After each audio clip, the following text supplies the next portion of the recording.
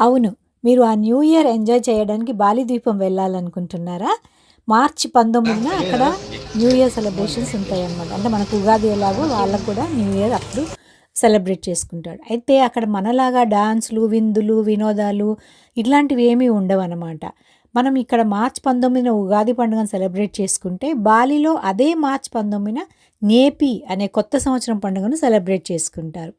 ఆ రోజు మొత్తం బాలి ద్వీపం అంతా షట్ డౌన్ అయిపోతుందనమాట.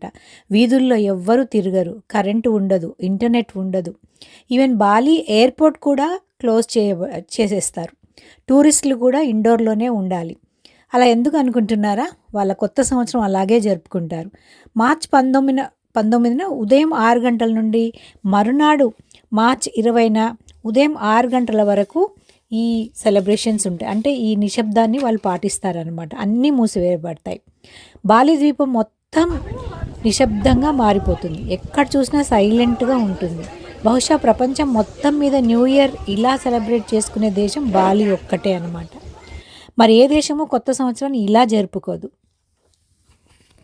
నేపీకి ఒకరోజు ముందు అంటే నేపీ ఈవ్ అంటారు. బాలిలో ఆ రోజు మాత్రం అస్సలైన సందడి మొదలవుతుంది. దీనిని గురుప్ అని అంటారు.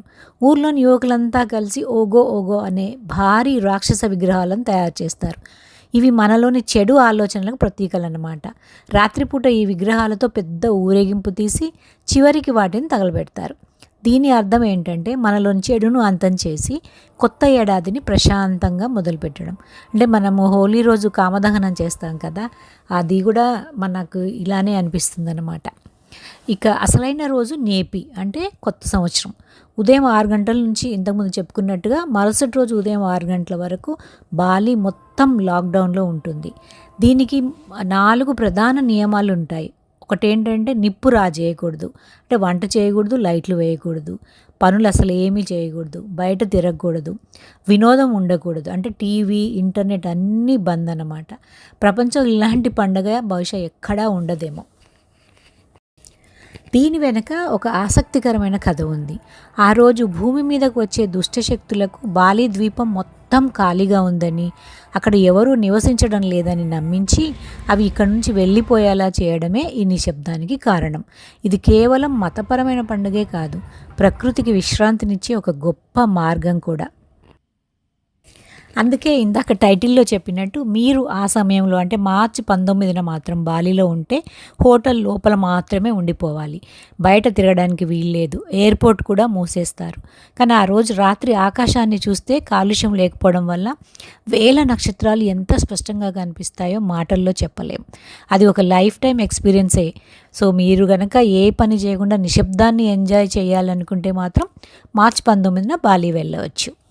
అయితే ఇక్కడ ఒక విషయం మనం గుర్తుపెట్టుకోవాలి. మనం టూరిస్టులమే కదా, మనల్ని ఎవరేమంటారు అని చెప్పేసి మనము రూల్స్ అతిక్రమించకూడదు. అక్కడ సెక్యూరిటీ వాళ్ళు ఉంటారు, ఎటువంటి యాక్షన్ అయినా వాళ్ళు తీసుకోవడానికి వెనుకాడరు. అందుకనే మనము ఒకవేళ మనకి ఎక్కువ రోజులు అక్కడ ఉంటున్నాము, ఒకరోజు ఏం చేయకపోయినా పర్వాలేదు అంటే మాత్రం ఆ టైంలో వెళ్ళొచ్చు. లేకపోతే ఆ టైంలో మనం టూర్ ప్లాన్ చేసుకోకపోవడమే మంచిది. ఎందుకంటే మొత్తం 24 గంటలు మనం ఖాళీగా కూర్చోవాల్సి వస్తుంది. అది మనం కాస్త ఆలోచించుకొని టూర్ ప్లాన్ చేసుకోవాలి. సో ఫ్రెండ్స్, ఇది బాలి నేపీ విశేషాలు, అంటే కొత్త సంవత్సరం విశేషాలు. మనం కూడా ఏడాదంతా బిజీగా ఉండకుండా ఇలా ఒక్కరోజైనా సెల్ఫ్ రిఫ్లెక్షన్ కోసం కేటాయిస్తే బాగుంటుంది కదా. ఏమంటారు?